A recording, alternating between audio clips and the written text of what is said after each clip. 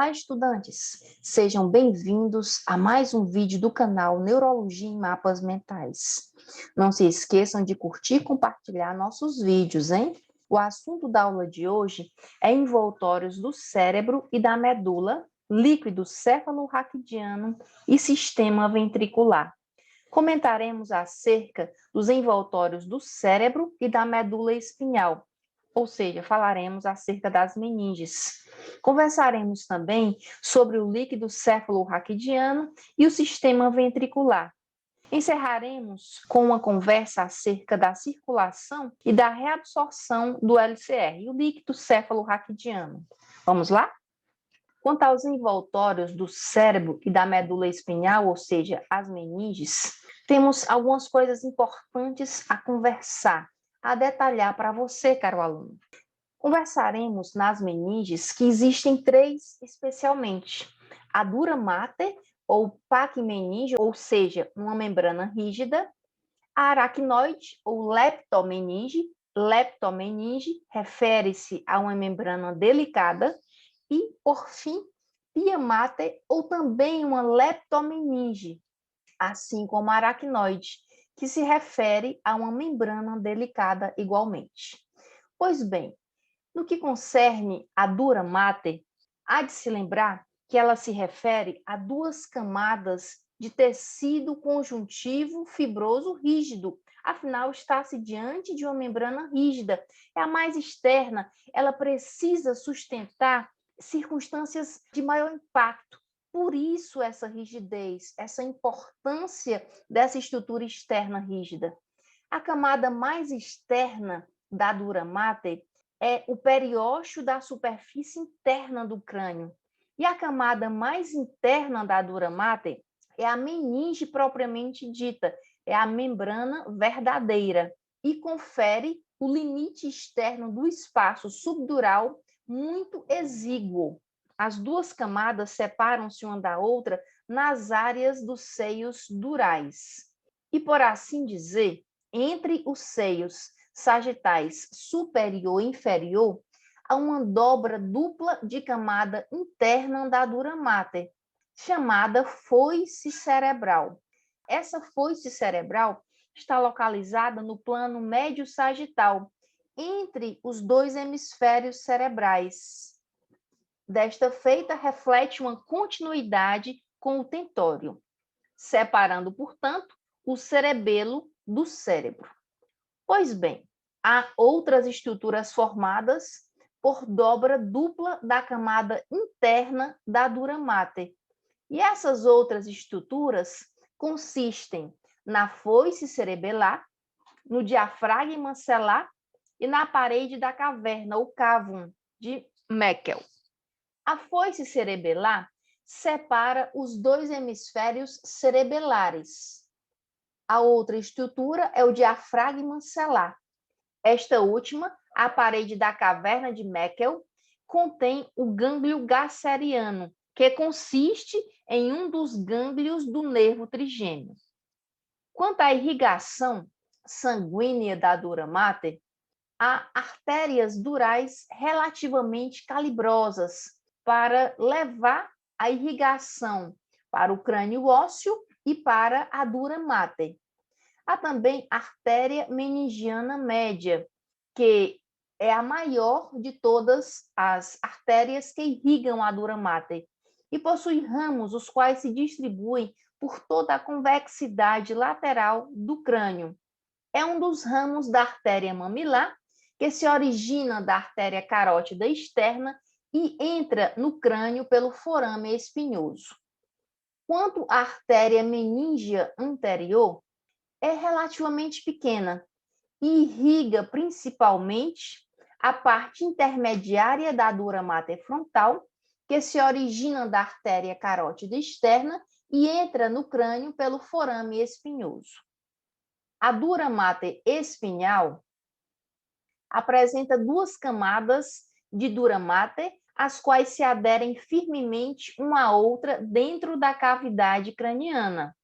E estas duas camadas separam-se no rebordo externo do forame magno.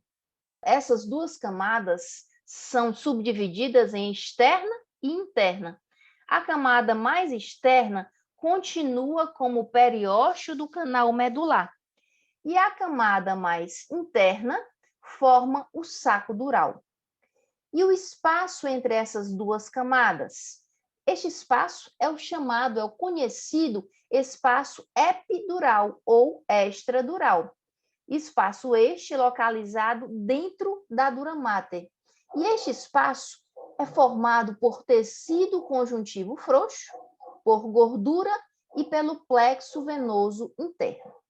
As duas camadas da dura mater espinhal reúnem-se na região em que as raízes nervosas emergem do canal vertebral pelos chamados forames intervertebrais.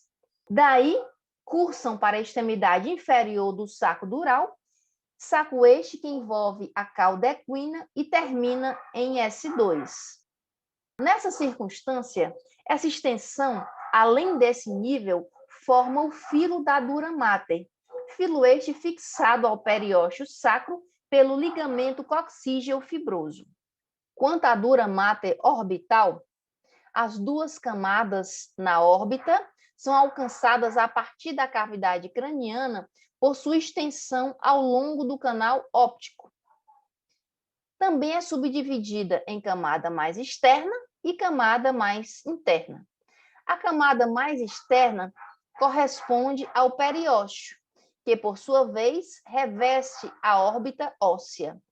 Já a camada mais interna continua com a esclerótica à medida que o nervo óptico entra no bulbo ocular.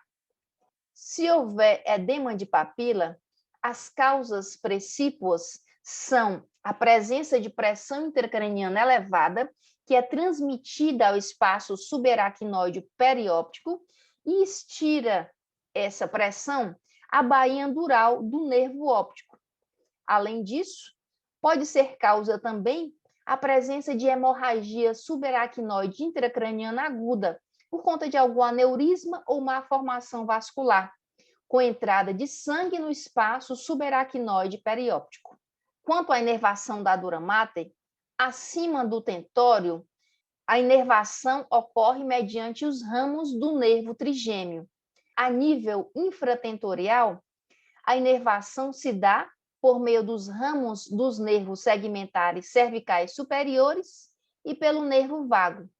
No entanto, alguns nervos são mielinizados e outros não nesta inervação. E essas terminações reagem ao estiramento. Além disso, fibras aferentes que acompanham as artérias meníngeas são especialmente sensíveis à dor. Quanto à aracnoide, já falamos que ela é uma leptomeninge, ou seja, uma membrana delicada, está presente no cérebro e na medula espinhal. Refere-se a uma membrana avascular, fina e delicada, que é firmemente aderida à superfície interna da dura mater. Há um espaço entre a aracnoide e a membrana logo abaixo, a chamada pia mater, a qual estudaremos na sequência. É o chamado espaço subaracnoide. Neste espaço subaracnoide, há a presença do líquido céfalo-raquidiano, LCR. Esse espaço é mais estreito em alguns locais e mais amplo em outros, porque a pia mater adere à superfície do cérebro ao longo de todas as suas dobras, permitindo, então, essa irregularidade de contornos. Nesse espaço, há dilatações, e essas dilatações são chamadas cisternas. E há nomes específicos para essas cisternas no crânio. Um exemplo é a cisterna cerebelo-medular ou magna. Aqui está a cisterna cerebelo-medular, também conhecida como magna, que é muito importante. Mas ao longo dessa figura, você pode ver outras cisternas e dar uma olhadinha mais precisa. Então, após observarmos essas dilatações, observa-se também que o espaço subaracnoide craniano e vertebral se comunicam diretamente através do forame magno e que a maioria dos troncos arteriais que inervam o cérebro e a maioria dos nervos cranianos, estendem-se nesse espaço subaracnoide. A aracnoide e a pia mater são ligadas entre si por meio de faixas delicadas de tecido conjuntivo, são membranas mais delicadas. Neste espaço existe a presença do líquido cefalorraquidiano.